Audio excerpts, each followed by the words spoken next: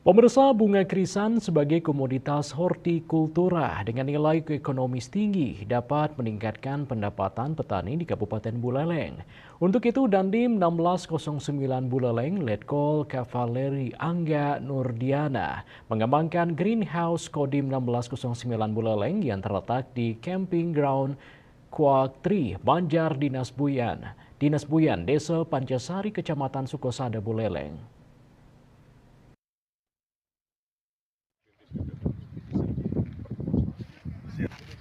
Pangdam 9 Udayana Majen TNI Bambang Trisno Hadi dalam kunjungan kerjanya ke Buleleng bersama Dandim 1609 Buleleng kunjungi dan melakukan panen bunga krisan ini Sabtu kemarin di greenhouse yang berdiri di atas lahan seluas 1 hektar dimiliki oleh kelompok tani Mekarsari Kemitraan Kodim 1609 Buleleng. Menurut Dandim 1609 Buleleng, potensi pasar bunga krisan di Bali sangat besar. Saat ini Pancasari baru bisa memenuhi 2% dari kebutuhan krisan di Bali. Kita Bali sendiri seharusnya mampu untuk mengembangkan ini untuk kebutuhan Bali sendiri. Nah, justru pembuatan greenhouse terkait budidaya krisan memang tidaklah kecil.